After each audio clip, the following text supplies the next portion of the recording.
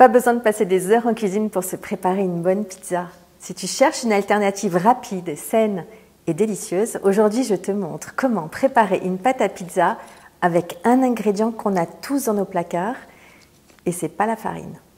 Faire une pâte en seulement 5 minutes, ouais, t'as bien entendu, 5 minutes pour une pâte croustillante à l'extérieur et moelleuse à l'intérieur.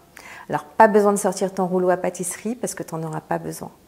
Cette pâte est juste parfaite. Alors reste bien jusqu'à la fin de la recette parce que évidemment, je te montre comment je réalise une garniture de saison avec 3 fois rien pour te régaler.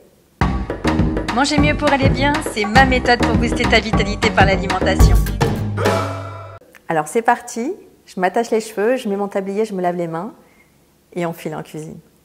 Alors ce que je ne t'ai pas dit non plus, c'est que je fais cette pizza en n'utilisant qu'une seule poêle et pas de four. Avant de faire la pâte, je commence par cuire la garniture et ici j'utilise un légume de saison, le butternut. Je commence par l'éplucher, puis je prélève des tagliatelles avec un économe. Et j'en prélève 200 g au total, ce sont les proportions pour 2 personnes.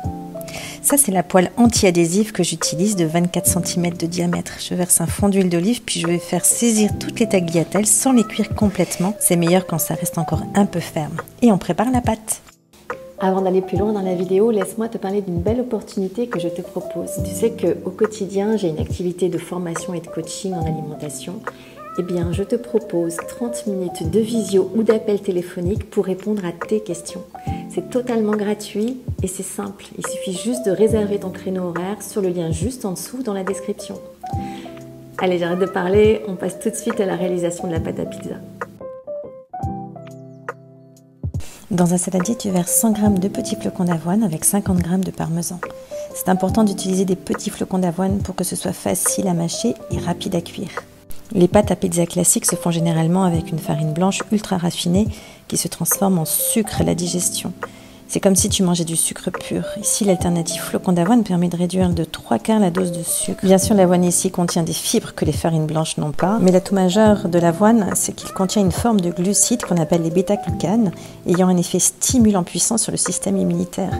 Tu vois que l'air de rien, avec une recette pareille et une garniture faite de légumes, tu enrichis ton alimentation de bonnes fibres et d'atouts nutritionnels. Et en peu de temps finalement. J'ai déjà posté une recette de pizza express où je te montre quelle farine anti-inflammatoire j'utilise pour un impact bénéfique sur ton bien-être et ta santé. Je te mets le lien de la vidéo juste au-dessus.